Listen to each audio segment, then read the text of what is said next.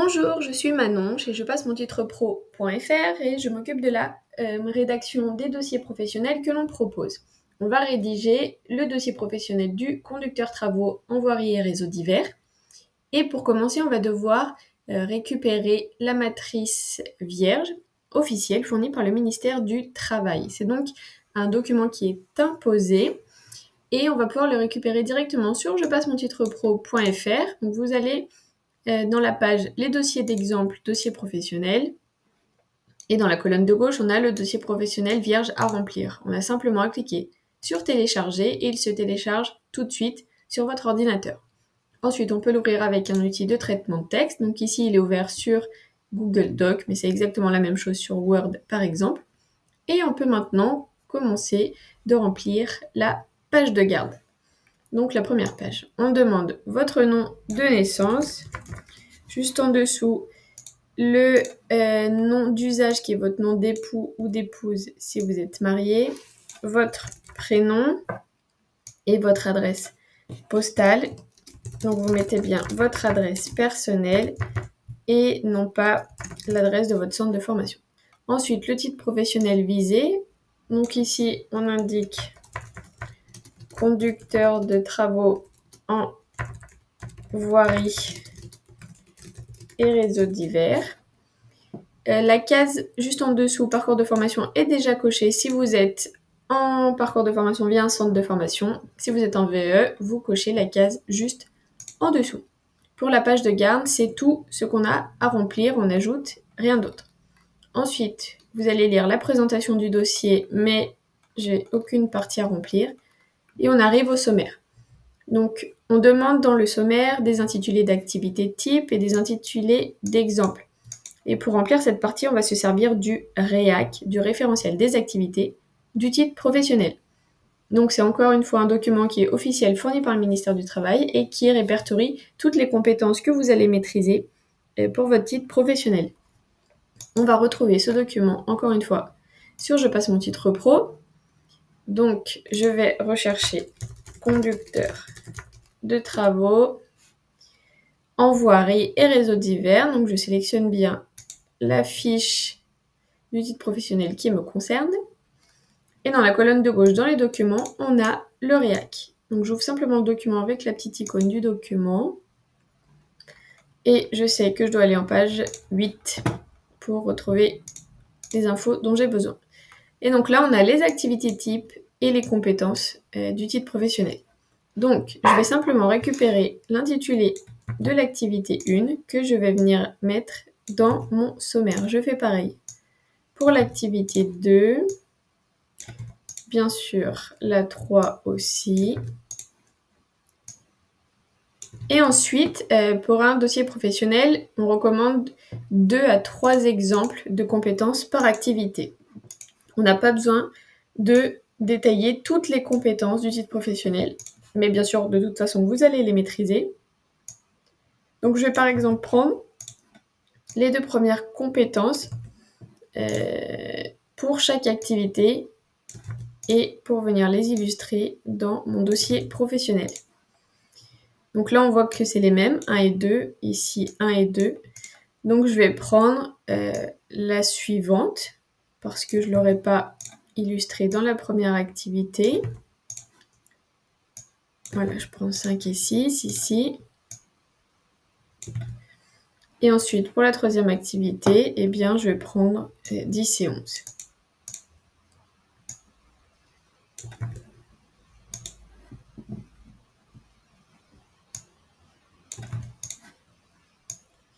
Voilà pour cette partie. Ensuite, vous voyez qu'on n'a pas rempli toutes les lignes dans notre sommaire et on va pouvoir les supprimer. Donc en temps normal, on ne touche pas à la mise en page du dossier professionnel, mais de supprimer ces lignes qu'on n'a pas utilisées, ça ne pose évidemment pas de problème. Donc je les sélectionne et je fais un clic droit, supprimer les lignes. Ici aussi et ici aussi. Voilà, comme ça on a un sommaire qui est propre et très lisible. Maintenant, je passe à la suite, les exemples de pratiques professionnelles. Ici, on nous redemande les intitulés d'activités type. Donc, bien sûr, en cohérence avec le sommaire, on suit le sommaire. Donc moi j'ai choisi la première compétence, donc je remets l'intitulé ici. Et voilà, et maintenant je peux passer à la suite. Alors là on nous demande de décrire les tâches effectuées et dans quelles conditions. Donc là je vais simplement décrire tout ce que j'ai fait concernant cette compétence-là. Alors pour structurer mon dossier, je vais l'organiser sous forme de tirets que je vais venir développer ensuite. Et ça permet de structurer un peu le récit et de le rendre lisible. Donc je vais d'abord commencer par l'analyse réglementaire et choix écologique, sécurité des équipements et contrôle des produits. Ensuite, gestion environnementale et organisation logistique et suivi d'exécution et ajustement. Voilà, donc simplement, ça m'aide à organiser un peu mon récit. Alors, mais je vais commencer par dire que mon poste s'articule autour de la préparation et de l'encadrement des chantiers de voirie et réseaux divers. Je suis responsable de la dimension qualité, sécurité, environnement et des méthodes techniques. Mon objectif est d'anticiper les risques pour les hommes et l'environnement tout en garantissant la conformité réglementaire des travaux avant même que les engins n'arrivent sur site. Voilà, donc j'introduis mon récit. Ensuite, concernant l'analyse réglementaire, je précise que je commence par étudier le dossier marché. J'analyse les plans. J'analyse les études de sol et les prescriptions pour la gestion des déblais. Je compare l'évacuation des matériaux extraits en décharge à leur réemploi sur site, remblai ou criblage, pour proposer des solutions écologiques et économiques. Je vérifie les autorisations, donc je prépare les récépissés DT, DICT pour sécuriser l'intervention près des réseaux existants, gaz, électricité, etc. Et je monte le PPSPS pour détailler les risques, la circulation des engins et les mesures de prévention. Voilà pour cette partie. Je peux passer à la sécurité. Donc, je vérifie la conformité des engins, c'est-à-dire que je consulte les fiches techniques des grues Liebherr. Et vous mettez le nom des modèles précisément, ou des pelles Caterpillar, pour m'assurer qu'elles sont adaptées et respectent les normes de bruit et d'émission de CO2. Je vérifie les fiches de données de sécurité des produits, comme les liants peinture, pour définir les consignes de manipulation et les EPI adaptés, en collaboration avec l'assistante QSE, je m'assure que les opérateurs ont les habilitations nécessaires, par exemple le CACES R482, la formation AIPR pour les travaux à proximité des réseaux.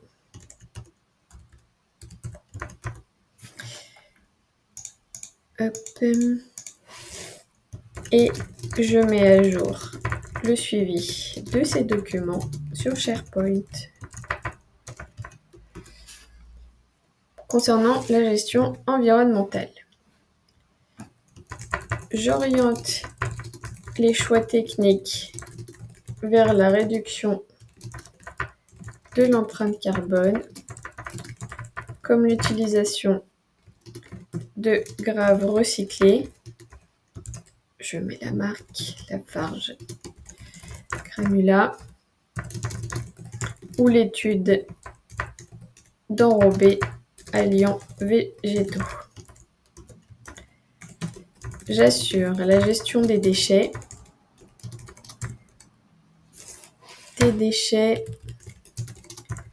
En identifiant les bennes nécessaires pour la ferraille, les gravats,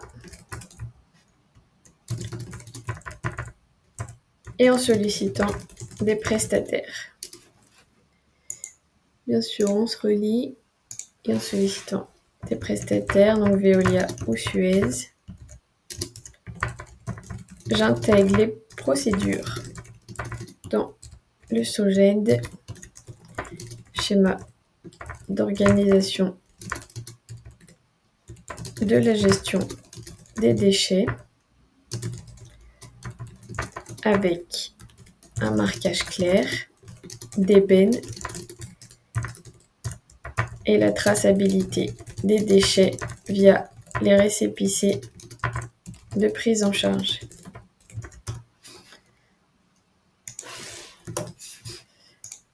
Et enfin, pour la dernière partie, l'exécution et les ajustements, j'utilise Microsoft Project pour planifier les étapes et intégrer les mesures de sécurité. Sur le terrain, je contrôle que les ouvriers portent les EPI et que les extincteurs sont vérifiés. Et pour les chantiers sensibles au bruit,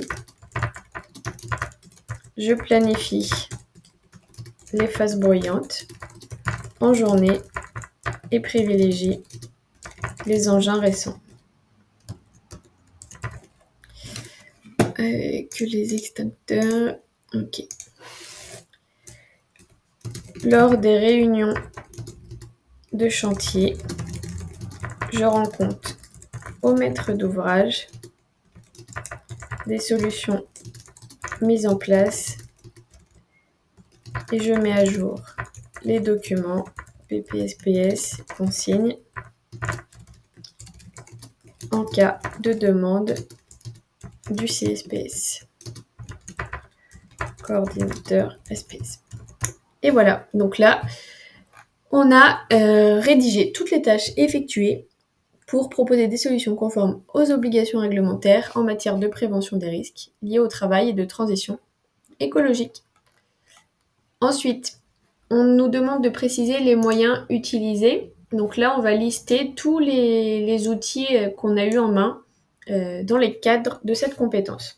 Donc, on a parlé de Microsoft Project, logiciel de planification. On a parlé de SharePoint pour le tableau de suivi qui est partagé. On a parlé de la grue Liebherr LTM 1050, donc je précise grue mobile de levage. Caterpillar 320 qui était l'appel hydraulique de terrassement. Les bennes Veolia et Suez, collecte et tri des déchets. les fiches de données de sécurité pour les informations sur les produits dangereux, les récépissés DT, DICT pour les documents de sécurité réseau et PPSPS, les plans particuliers de sécurité et protection santé. Voilà, simplement tous les outils que j'ai utilisés. Ensuite, avec qui on a travaillé? Donc là, je précise que j'ai travaillé avec le chef de chantier pour adapter l'organisation au quotidien, avec l'assistante QSE pour le suivi documentaire et la vérification des habilitations. J'ai collaboré avec le coordonnateur SPS pour valider les mesures de sécurité spécifiques et aussi avec les sous-traitants pour leur transmettre des consignes de prévention et de gestion environnementale.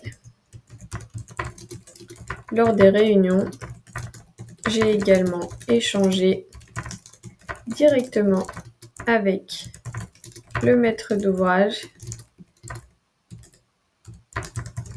et le maître d'œuvre pour faire valider les solutions proposées. Ok, ensuite, dans la partie contexte, on vous demande ici l'entreprise, donc vous allez mettre ici le nom de l'entreprise. Ensuite, quel service est concerné? Donc là, on est sur la préparation de chantier et vous mettez la période d'exercice, la période pendant laquelle vous étiez en entreprise. Donc à titre d'exemple, je mets ça, mais vous mettez bien sûr vos dates. Et dans la partie complémentaire, on peut ajouter quelque chose comme ce travail m'a permis de comprendre que chaque décision a un impact concret sur la sécurité et l'environnement. En préparant soigneusement chaque phase et en tenant compte des obligations, j'ai su apporter des solutions adaptées et efficaces. Le chantier avance alors avec plus de sérénité et une meilleure valorisation des efforts réalisés. Comme ça, on montre qu'on a parfaitement maîtrisé cette compétence. Voilà pour la première. Et ensuite, vous allez faire pareil pour les autres compétences qui sont dans le sommaire. Donc là, on remet l'activité 1 et on met l'exemple 2 qu'on a mis dans le sommaire, etc. etc. Jusqu'à la partie titre et diplôme. Donc ici, on demande tous les diplômes que vous avez déjà, même s'ils n'ont aucun lien avec le titre professionnel visé. Alors ça peut être par exemple un baccalauréat avec le lycée d'obtention et une date d'obtention. Et pareil que le sommaire, une fois qu'on a terminé de remplir cette partie, je peux supprimer les lignes non utilisées. Voilà pour la partie titre et diplôme. Ensuite, vous allez devoir remplir une déclaration sur l'honneur pour attester que tout ce que vous indiquez est vrai. Donc, vous renseignez votre nom, prénom, la ville et la date. Simplement. Voilà. Fait. Hop. Et une fois que vous allez avoir terminé votre dossier professionnel, vous allez l'imprimer et vous allez pouvoir le signer ici même, à la place sur la signature. Voilà pour cette partie. Et dernière partie du dossier professionnel, les annexes. Donc dans le tableau, on va mettre les intitulés de nos annexes et juste après, on peut mettre les photos, capture d'écran qu'on veut montrer.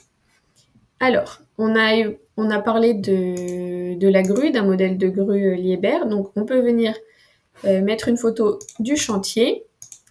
Donc je viens mettre ici une photo et je mets juste en dessous chantier avec une rue mobile Liebherr LTM 1050.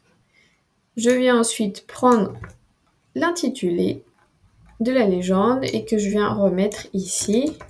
Comme ça, on sait de quoi on parle. Voilà, en annexe 1, j'ai une photo du chantier. Je peux préparer ma ligne juste en dessous. Annexe 2. Et en page suivante, je viens... Alors... Je viens mettre une autre photo. Je viens mettre une photo du document, du modèle de récépissé des TDICT dont on a parlé plus haut. Et à l'identique, je mets une légende, utilisation du modèle de récépissé des TDICT. Alors, j'utilise la même police que précédemment. Je réduis la taille du texte et je viens reprendre l'intitulé ici que je viens remettre dans mon tableau en annexe 2. Et voilà, maintenant vous avez terminé de remplir votre dossier professionnel. Alors vous allez mettre d'autres annexes parce que vous aurez rempli les autres compétences, mais vous avez maintenant compris le principe. Si maintenant vous avez encore besoin d'aide chez Je passe mon titre pro, on a rédigé un modèle de dossier qui est complet pour le titre professionnel et qui doit vous servir à titre d'exemple. Bien sûr, vous pouvez et vous devez le personnaliser en fonction de votre propre expérience. Alors soit vous le retrouvez ici sur la page du titre professionnel pour 5,90 €. On peut également le retrouver dans la page les dossiers d'exemple, dossier professionnel. Je tape le nom du titre et sur le petit i, vous arrivez sur une page qui va vous détailler plus précisément le contenu du dossier professionnel. Et la page va certainement répondre à plusieurs de vos questions. J'espère avoir pu vous aider. N'hésitez pas à nous faire savoir si c'est plus clair pour vous et ce que vous avez pensé de la vidéo. Je vous souhaite bon courage pour la rédaction et je vous dis à bientôt. Merci.